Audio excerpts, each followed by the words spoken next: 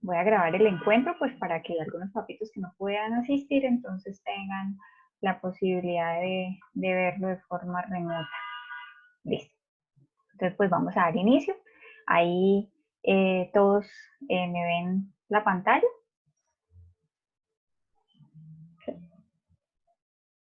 ¿Sí logran ver la pantalla que les estoy compartiendo? Sí, señora. Vale. Entonces, pues lo primero que vamos a mirar, Sí, señora. pues es la agenda del día. Vamos a hablar primero un poquito sobre el neurodesarrollo de los niños.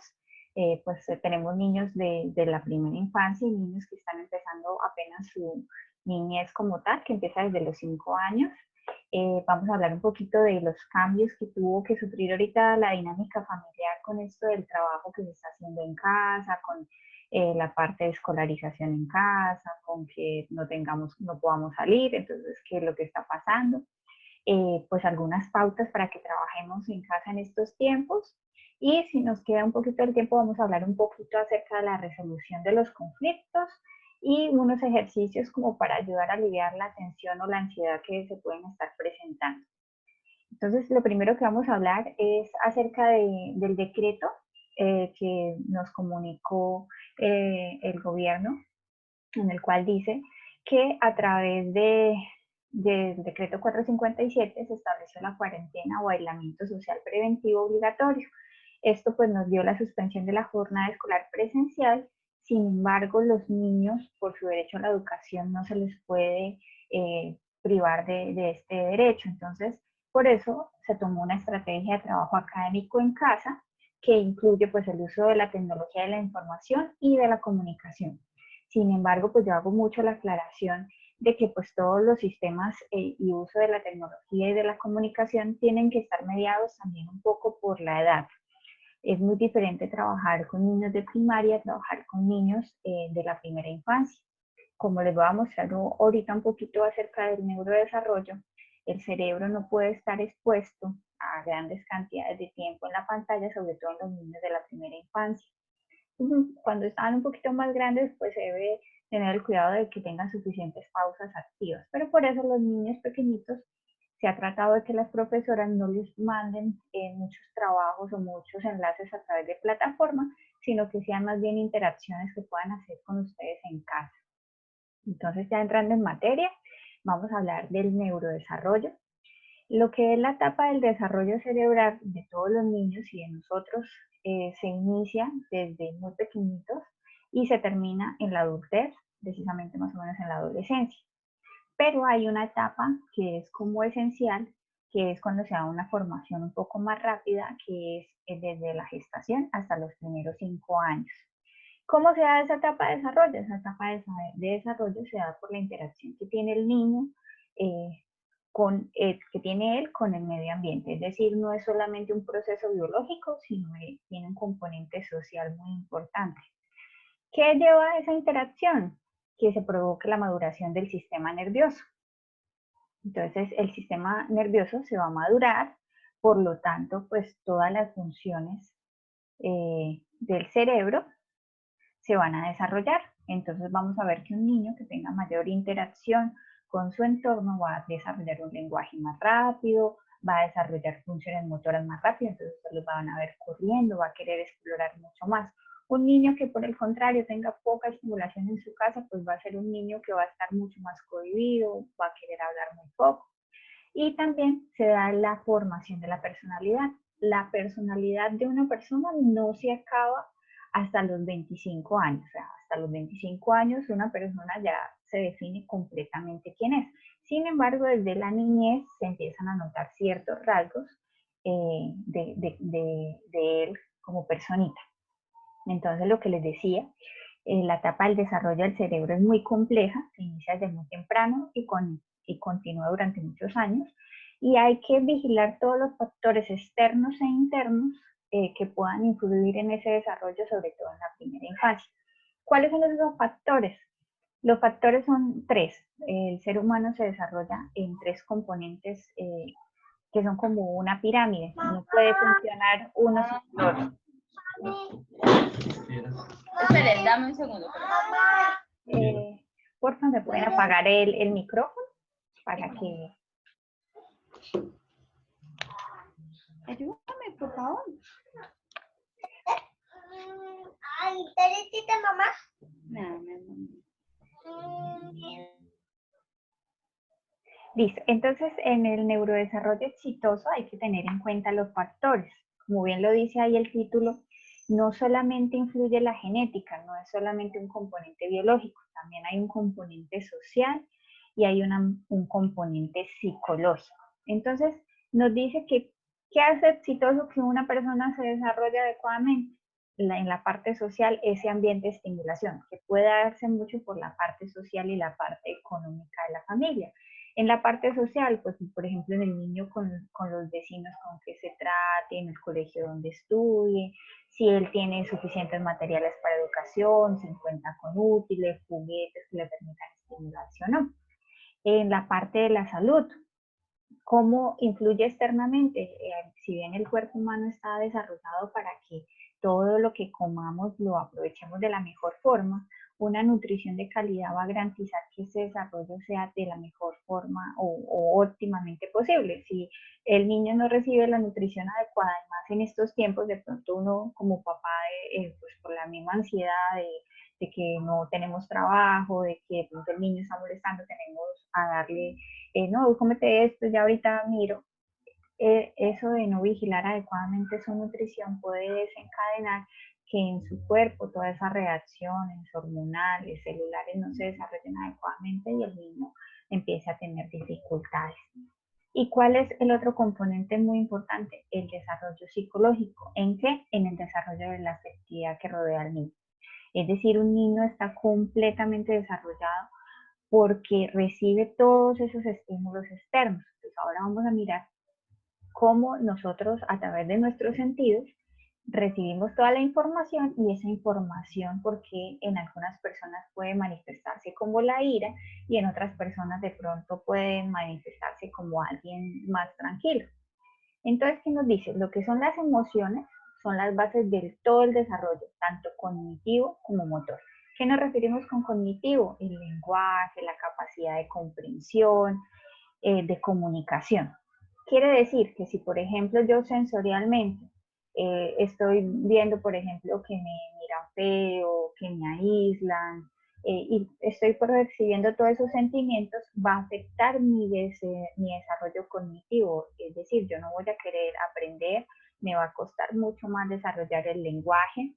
Y en la parte motora, pues muy seguramente no voy a querer descubrir el mundo porque todo eso que estoy recibiendo es muy adverso a lo que el niño debería experimentar.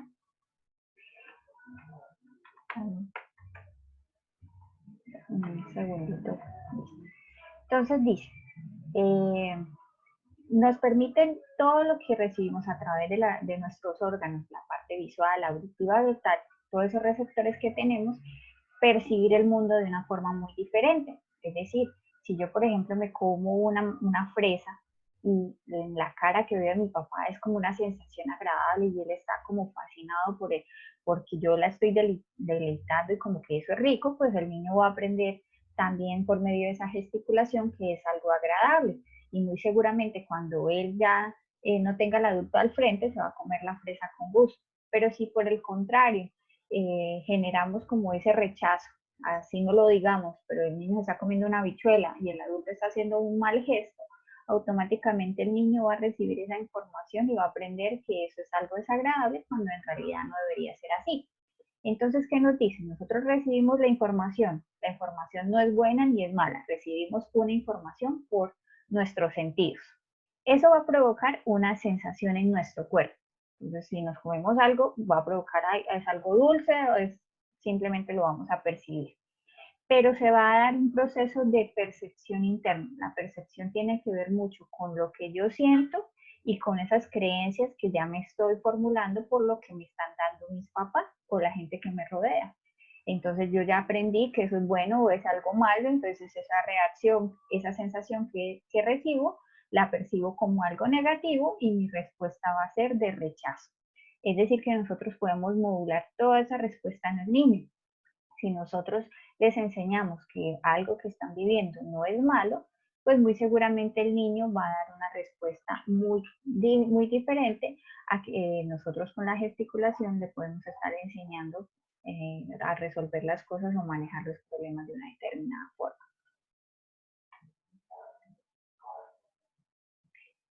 Listo, dice, ¿qué pasa, por ejemplo, en un ambiente donde no se den ninguno de esos estímulos, donde no tengamos mentalmente, donde no nos estén de pronto enseñando cosas nuevas, donde no nos estén relacionando con otros niños, donde no nos estén motivando a jugar con la pelota?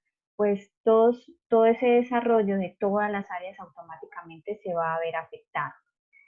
Es decir, que nuestros sentidos son tan importantes para el desarrollo de nuestro cerebro que si no los tenemos en cuenta, él se va a ver detenido. Por eso es que muchos niños que en la primera infancia reciben mucho maltrato, después tienen muchas dificultades al nivel del lenguaje, o por el contrario, por ejemplo, esos niños que desde pequeñitos les enseñan, no, es que tú no tienes que expresar tus emociones, es que tú no puedes llorar, es que va a ser tanto el daño que van a tener que muy seguramente cuando lleguen a su edad adulta no van a tener una respuesta adecuada ante ciertas situaciones afectivas. Se me traba un poquito. Entonces les voy a mostrar un video para que todos prestemos atención. A ver, les miro la cara y ustedes me dicen, me levantan así la manita y me dicen si escuchan bien el video, por favor. Comprendiendo miedos y tensiones. ¿Sí? Listo.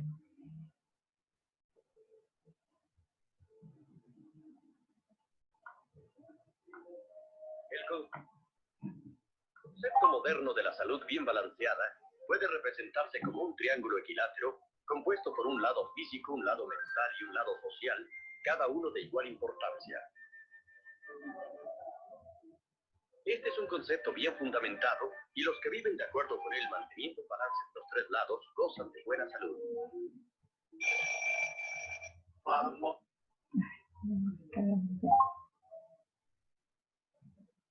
De acuerdo con él, mejor cómo puede estar los otros lados. Desafortunadamente, cualquier cosa que afecte el lado mental de la salud puede afectar los otros lados y eventualmente todo el triángulo. Para comprender mejor cómo puede suceder esto, veamos primero los problemas de los animales. El hombre, después de todo, es también un animal. Todos los animales encuentran tensiones de varias clases como parte normal de sus vidas. Pueden empezar cuando se presenta la posibilidad de tener que ceder a otra especie el espacio donde viven. La necesidad de defender su refugio, de proteger a los pequeños, inclusive competir para conseguir una esposa. Naturalmente que la mayor tensión es por el miedo de perder la vida, y para esto la naturaleza ha provisto a cada animal con ciertas reacciones de protección, y una de las más importantes es el instinto del miedo. He aquí cómo funciona. En el momento en que un animal se da cuenta de que hay peligro, de inmediato el instinto del miedo despierta cada reserva de su cuerpo, preparándolo para tomar una de dos actitudes que le aseguren la supervivencia. Pelear o escapar. En cualquiera de los dos casos debe entrar en acción y utilizar sus reservas de energía. Cuando el peligro ha pasado, el animal se tranquiliza y vuelve a la normalidad, como si nada hubiera pasado. El instinto del miedo actuó y no quedan efectos posteriores dañinos. Los científicos creen que existen las mismas respuestas de protección en el animal humano, localizadas en un área del cerebro llamada el diencéfalo. Es como si el instinto del miedo de nuestros ancestros todavía viviera allí, listo para oprimir el botón del pánico. Aún en nuestro mundo moderno, este instinto primitivo puede todavía salvarnos el pellejo. En el momento en que se percibe el peligro, el instinto del miedo recibe el mensaje e inmediatamente oprime el botón del pánico. Como un relámpago se movilizan todas las reservas del organismo. La respiración se acelera y se hace más profunda, y por esta acción, los pulmones aumentan su actividad y aportan más oxígeno a la sangre. El hígado, una de cuyas funciones es servir como depósito del azúcar de la sangre, en este momento la libera en grandes cantidades hacia el torrente sanguíneo para dar energía extra. Las glándulas suprarrenales también aumentan su producción, vertiendo sus secreciones para estimular el músculo cardíaco, el cual a su vez reacciona aumentando la velocidad de bombeo. En los órganos de la digestión, algunas arterias se contraen, disminuyendo el suplemento de sangre en estas zonas. Esto permite que se cuente con más sangre que necesitan los músculos para pelear o para huir. Y todo esto pasa en una fracción de segundo. Como cualquier animal, el hombre ha utilizado su sobrecarga de energía para evitar el desastre y además para decir un poco lo que piensa. Debe estar preparado ahora para continuar adelante sin ningún efecto dañino. Pero a diferencia de los otros animales, el hombre tiene algo más que instinto. Tiene un intelecto superior y una imaginación brillante y creativa. Desafortunadamente, esta imaginación puede crear peligros irreales y desencadenar tensiones y miedos innecesarios. Tomemos el caso de un estudiante bien preparado bajo la presión de los exámenes. Listo. ¿Y si contesté mal? Ay, no me aprobarán. Adiós, bachillerato. No triunfaré en la vida. Voy a ser un fracasado. Ni siquiera podré comprar un auto. Esta amenaza imaginaria de inmediato despierta el instinto del miedo, igual que si el peligro fuera real. En este caso, el peligro no solo fue imaginario, sino también pasajero, y la tensión se alivió. Pero veamos qué pasa si el miedo despertado por peligros imaginarios continúa por períodos prolongados. Buenos días, jefe. Sí, su jefe simplemente estaba preocupado en ese momento. Algo sucede. Está molesto conmigo. Tal vez quiera despedirme. Volvemos a empezar y nuestro hombre está listo para pelear o correr. No tengo por qué soportar eso. Le daré su merecido. ¿Estoy loco? Él es mi jefe. Me echará a la calle. Eso no lo podrá hacer. Antes renuncio. Esa es otra locura. ¿De qué voy a vivir? Tengo una familia que mantener y gastos y... Ni pelear ni correr tiene sentido en esta situación, así que debe tragarse su orgullo junto con todos los preparados bioquímicos no utilizados que fabricó. Así que nuestro hombre literalmente se cocina en sus propios jugos. Si esta situación de tensión mental, basada en el temor generada dentro de uno mismo, se mantiene durante el tiempo del descanso, puede dar resultados muy desfavorables. Puede destruir el reposo, interrumpir los procesos normales de regeneración del organismo y, aún peor, puede desencadenar la pesadilla de las enfermedades psicosomáticas, lo que significa enfermedades inducidas en el cuerpo por la mente. Si las arterias del estómago permanecen contraídas a causa del permanente estado de alarma, la capa más interior de la pared del estómago carecerá de oxígeno. Las células se desintegran, dejando la segunda capa sin protección, y entonces el ácido contenido en el estómago puede actuar sobre esa segunda capa. Literalmente, se abre paso a fuego y el resultado es una úlcera péptica. En otras áreas hay también problemas cuando el hígado, espoleado por el peligro continuo imaginario, mantiene el aporte de más y más azúcar hacia el torrente sanguíneo. Normalmente, un órgano llamado el páncreas produce una sustancia llamada insulina que mantiene el balance del nivel de azúcar en la sangre. Sin embargo, después de un periodo largo, el páncreas pierde la carrera, lo cual resulta en que queda mucho azúcar en la sangre. Se trastorna así la química del cuerpo y eso puede contribuir para que sea el huésped de otros males. Es infinita la lista de torturas que podemos infringir en nosotros mismos y todas ellas tienen el mismo fin. Todos los lados de la salud pueden trastornarse seriamente si de continuo se despierta el temor innecesariamente. Pero si a este instinto se le permite descansar cuando no hay peligro real, el organismo puede funcionar como debe. Después de todo, la mayoría de los problemas, reales o imaginarios, se resuelven pronto. Y muchas situaciones que en un principio pensamos que nos amenazaban, resulta que solo existían en la imaginación. Buenos días, jefe. Sí. ¿Qué? ¿Ah? Oh, sí, muy buenos días, hijo. Utilizando el sentido común, se reducen al mínimo los miedos y tensiones de la vida y se mantiene el balance de todos los lados del triángulo de la salud.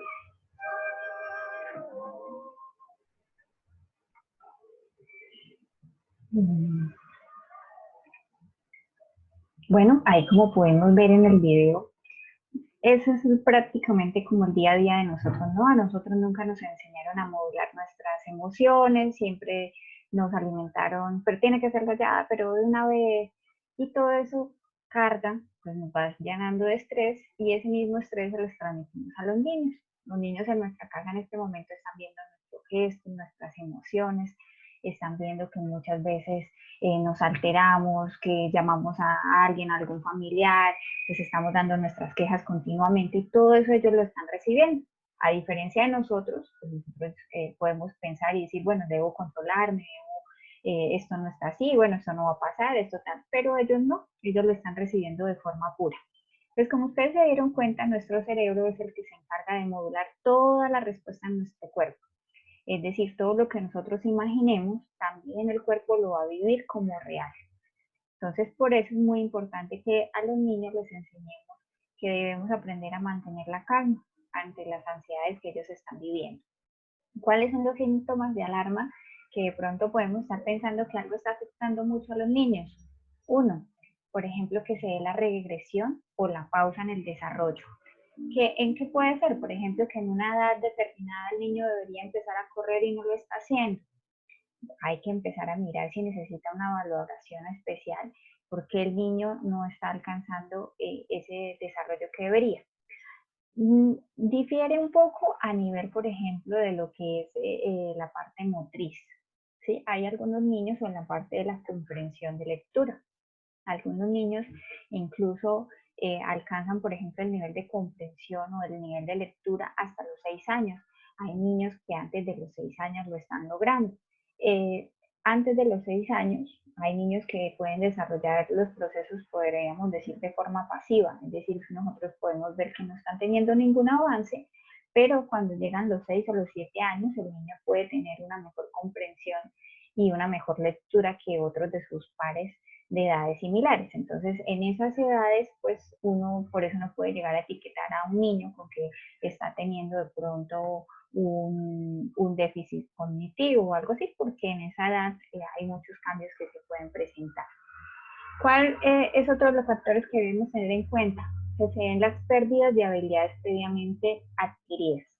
Ustedes pueden ver que algunos papás cuando digamos se separan o cuando pelean mucho, el niño va a tender a tomar conductas regresivas, por ejemplo, chuparse el dedo, orinarse en la cama, pueden incluso empezar a hablar nuevamente como bebés, pedir alimentos que les gustaban específicamente cuando eran bebés, querer que la mami los alce, que les den tetica. Todo eso lo que nos está diciendo es que el niño se está viendo afectado psicológicamente por alguna sensación que le está percibiendo de forma negativa. ¿Qué es lo otro? Por ejemplo, que empiece a aislarse, no tenga mucha interacción social. Si ustedes quieran que jueguen con otros niños y el niño no lo haga, esté por su lado, podemos estar pensando que algo también está sucediendo. Y lo otro es la falta de demostración afectiva. Por ejemplo, si ustedes les vayan a dar un abrazo, el niño no lo corresponda. Bueno, aquí ya me llegó una notificación que en 10 minuticos se corta. Lo que les dije inicialmente, si se corta, podemos volver a ingresar con el mismo link y él nos deja nuevamente entrar. Ya les comparto la pantalla otra vez.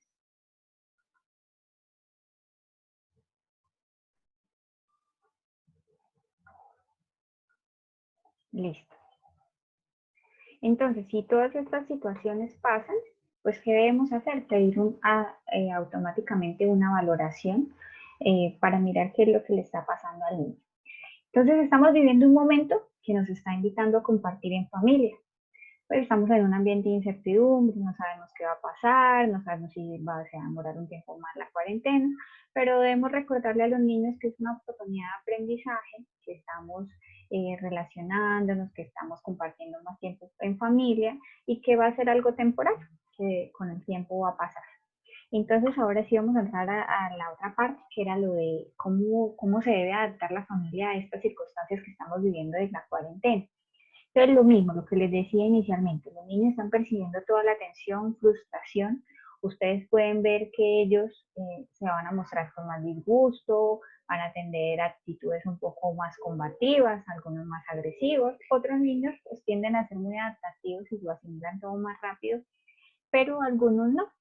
Entonces tenemos que ser conscientes que eso también se debe a que ellos no saben cómo manejar esta situación y nosotros como adultos le debemos mostrar que con el diálogo, con paciencia, disminuyendo el tono de la voz, podemos resolver los conflictos. Lo otro, en este momento el niño necesita que les brindemos mucha seguridad, amor y afecto. ¿Por qué seguridad? Porque ellos están viendo que en las noticias, en lo que la gente habla, en lo que dice el vecino, pues como que todo el mundo está en caos y como que de un momento a otro el mundo se tornó malo.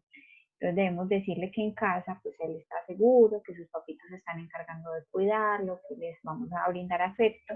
Eso también les va a ayudar a disminuir la ansiedad que pueden estar experimentando. Tenemos que explicarles por qué es importante que todos permanezcamos en casa, ya que nos estamos cuidando unos a otros es estando en nuestra casita. Sin embargo, podemos programar videollamadas con nuestros compañeros, de pronto buscar los números de otras mamitas y que tengan como la oportunidad de tener un juego grupal sin necesidad de que anden mirándose todo el tiempo en la pantalla. Ellos con el solo hecho de No se le está escuchando bien, se le está escuchando